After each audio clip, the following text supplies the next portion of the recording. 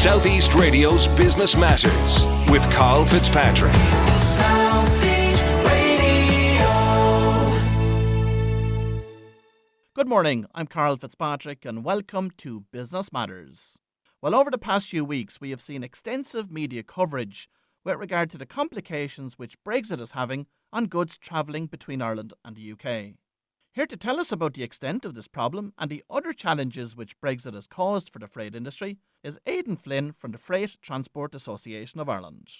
Aidan, before we discuss the realities of a post-Brexit market for the industry, what is the Freight Transport Association of Ireland and what services do you provide? Well, the Freight Transport Association of Ireland is a multimodal representative trade association established in Ireland over 10 years. We actually celebrated 10 years in 2020. We represent our members, so we will have a broad church of membership, including those in the retail, manufacturing, distribution sector, as well as international and national haulage operators and passenger bus operators as well. We provide a good suite of services to our members, from specialised training to driver CPC, transport manager CPC, and safe and secure loading and so on, as well as consultancy services. And typically, Aidan, what size is the industry here in Ireland? Well, look, I mean, the freight distribution logistics sector is a significant industry, contributing over €1 billion to Ireland's GDP, with over 50,000 people directly involved in the industry. The freight industry is now operating in a post-Brexit environment, but from a practical perspective, what changes have occurred for the freight industry since the 1st of January? There's significant changes. I suppose while we've been embroiled in understanding the consequences of Brexit for the last 4.5 years or so, kind of seeing is really believing in the last number of weeks. While there is a trade agreement, and we welcomed that, and it was very important from a commercial transport perspective because it agreed access to markets that allow trucks drive to the UK from Ireland and vice versa. There are significant issues because there is still requirements for customs declarations, for additional safety and security declarations, for pre-boarding notifications and so on. A lot of administrative burden and red tape. There's new requirements for the movement of food along the lines of sanitary and phytosanitary checks. So there's significant issues, and the supply chain is only as strong as its weakest link, and the issue for us here in Ireland, no matter how well prepared we were, our biggest import market in particular, and a significant export market for us, albeit we weren't as reliant on it as we were in the past, is Great Britain. And if they aren't prepared, it has a significant consequence for us. And we are finding that there is a significant level of unpreparedness in the United Kingdom. So has stockpiling been a consequence of all of that? Well, I think stockpiling, is nearly a new word for all of us. Running up to the end of the year, it was definitely happening to a certain degree. But I mean, the fact is, in Ireland, we don't have an awful big ability to do a lot of stockpiling because we just didn't have the appropriate standard of warehousing to hold an awful lot of goods in. But it did help a little bit at the start of the year because volumes are, it's a quiet time of the year at the start of the year normally, but it's unnaturally quiet because of the run on products in terms of this stockpiling towards the end of the year. But also now as a consequence of the fact that goods really haven't been able to move because of all these new administrative requirements and the burden that I've outlined previously. And specifically in relation to the customs declarations, what are the most common mistakes that are being made by businesses with this paperwork? If I was to start saying that new relationships and arrangements have to be made, number one, we've lost the expertise and competence in customs because it's one of the benefits of the single market and the customs union that we've got used to over the last 25 years or so. We haven't had to deal with any of these issues that we're now faced with. And also the previous guidelines we had, like you're looking at maybe 50,000 units a year going over to the UK. That's up to tenfold now. It's over 500,000 a year. Over each way, so there's nothing to compare what trade was like previously. So the customs requirements now require new relationships. They require competent agents, and they require an alignment, a new contractual arrangements. And we're finding that hauliers in particular are getting caught in the middle here of no fault of their own. Freight forwarders and consigners and consignees, all of these people in the mix have to really and are trying to understand the new consequences of the customs requirements. Coupled with that, there's teething problems with the systems because where people are putting their information into the systems, there's duplication. So if there's a number of different agents in the flow, there's more likely to be mistakes. And then the new systems implemented by Revenue in terms of a pre-boarding notification, which you need to have to get onto a ferry. If that isn't done correctly, it's adding another layer of problems. So we're finding that some companies are able to do it, and those companies that are able to do it have more control over these systems, and also, the less goods on a consignment. One consignment, one load. It's obviously an awful lot easier than those that are in the group, which are in the e-commerce perspective, where there's multiple items on loads requiring multiple customs clearance documents and so on. And of course, Glenn Carr, the General Manager of Rosslare Europort, has secured significant additional capacity to mainland Europe as a result of Brexit. Yeah, I think one of the things that certainly from the Freight Transport Association of Ireland's perspective that we've been looking at over the years is the rough diamond, I suppose, that is Rosslare and the opportunities that are there in terms of connectivity with continental Europe. The single market and the customs union, to avail of those benefits, we need to be dealing directly with our European colleagues. So the land bridge gets you into Calais.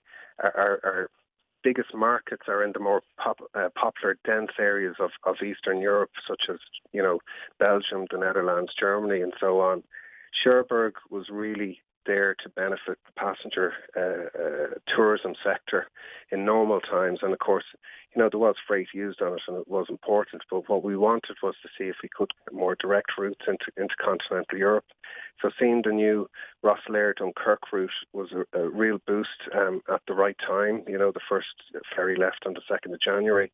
And that's a real alternative to the land bridge. But the key with all of these things, connectivity, is the frequency of the ferry sailings. And that's what the other benefit of the land bridge is, that you have so many ferry sailings between, Rosslare and Pembroke and Fishguard and Dublin then and Holyhead and so on. There's, I think maybe 27 sailings a week there was, with traditionally maybe 17 sailings to continental Europe. Now the direct ferries to from Rosslare is increasing that significantly. The movement of Stena and Irish Ferries to daily services to Cherbourg is really helping as well. But we actually need to see more services put on those direct routes.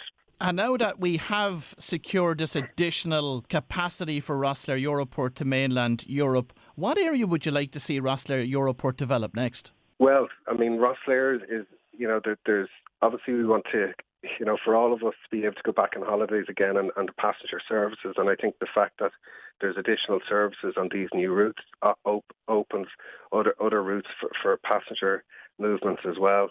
It is a traditional roll-on, roll-off port, but there is quite a bit of development to be done in Rosslare from an infrastructure perspective, from a traffic management perspective, an access and egress perspective for the port. So we want to see that investment go into the port over the next couple of years and really see it establish itself. We want to get it changed from a tier 2 registered port to a tier 1, which automatically makes it more competitive for European funding and for investment as well, which is really, really important. And we want to see a kind of a more coordinated strategic approach from all of our ports in Ireland, but particularly those key ones on the East Coast, and to see, Waterford develop itself as well, because these have been underutilised, ports to date. And I think where Rosslare can expand itself, it'll have a knock-on positive impact on Waterford as well, which will be good for industry. And Aidan, is the Freight Transport Association of Ireland now happy with the level of capacity that's operating directly to mainland Europe from the range of ports that are operating here in Ireland? No, not really. I suppose, kind of back of a pack of cigarettes type of calculations here. If you're looking at 150,000 units using the land bridge, and you look at the volumes that were going out of Rosslare to continental Europe already, and even out of Dublin, one new ferry on the route isn't near enough to take significant volumes off that land bridge. So, we just don't need the ferries to take additional capacity. We need the ferries to drive competition into these routes because, they are more expensive than the traditional way of getting to market, and that's really important for industry. And one of the things we're looking to government to do, and indeed the EU Commission, a good result from the Irish perspective, to get so much of the EU adjustment fund, over 20% of it. We need to get some of that diverted into the freight distribution logistics sector to support the haulage industry and to support our industry in terms of looking to subsidise some of these routes. And just finally on that, Aidan, is the Freight Association of Ireland calling for government to bring about any changes which would assist the industry during this transition period? So there's a number of things that we're trying to do, and we've seen a little bit of easements, but they're negligible and have been negligible. We really do believe that there should be an adjustment period, and if it takes weeks to get in, it'll be better than nothing. But it needs to be planned and thought through enough that it will ultimately support, upskilling and training of customs brokers, help industry understand and adapt to the new regulatory requirements, and really, as importantly, kind of help revenue and inspectors in revenue and Department of Agriculture and so on to understand what their obligations are, that their system works seamlessly. So we are looking for an adjustment period for up to 6 months. The correct use of this money that we've got from the Brexit adjustment fund, that needs to go into training, so all the training that's required for customs related for the haulage sector in terms of understanding what they need to do, the support for the haulage sector as they adapt, because if we can't keep the wheels moving, these guys aren't making money, and they can't survive without that. They're operating very, very tight margins.